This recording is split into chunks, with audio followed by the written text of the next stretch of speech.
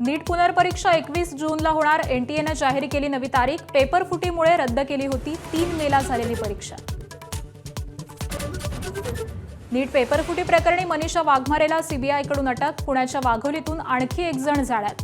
लातूरमध्ये शिक्षकही चौकशीच्या फेऱ्यात. तर एनटीएच्या ऑफिसमध्येच पेपर फुटल्याचा संशय.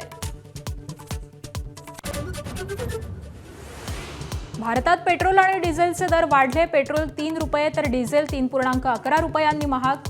आंतरराष्ट्रीय बाजारपेठेत कच्च्या तेलाचे भाव वाढल्यानं दरवाढ.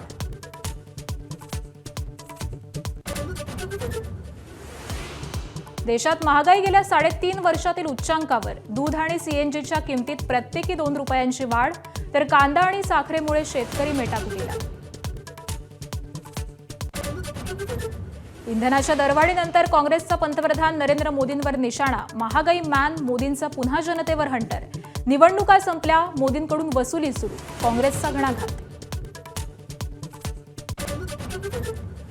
राखीव प्रवर्गातील परीक्षार्थींना खुल्या जागांवरती बंदी. मंत्रिमंडळाच्या निर्णयावरून संतापाची लाट.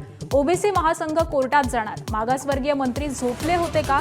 माजी खासदार राठोडांचा सवाल. अमेरिका अदानींना निर्दोष ठरवण्याच्या तयारीत. अमेरिकेच्या माध्यम जगतातून माहिती समोर. तर तडजोड केलेल्या पंतप्रधानांचा व्यापार करार नाही. अदानींच्या सुटकेचा सौदा. राहुल गांधींचा निशाणा. पंतप्रधान नरेंद्र मोदी 5 देशांच्या दौऱ्यासाठी रवाना. UAE, Netherland, Sweden, Norway, Italy या देशांचा दौरा करणार. जगभरातील भूराजकीय अस्थिरतेच्या पार्श्वभूमीवर द्विपक्षीय संबंध अधिक मजबूत करणं हा दौऱ्याचा उद्देश. मुंबईकरांवर पाणी कपातीचं संकट. आजपासून 10% कपात. जलाशयातला साठा घटला. काटकसरीनं पाणी वापरण्याचं मनपाचं आवाहन. मान्सूनबाबत शुभवार्ता. अंदमानात दाखल होण्यास पोषक स्थिती. ईशान्य भारत, दक्षिणेतील काही राज्यात पुढील 4 ते 5 दिवसात जोरदार पावसाची शक्यता.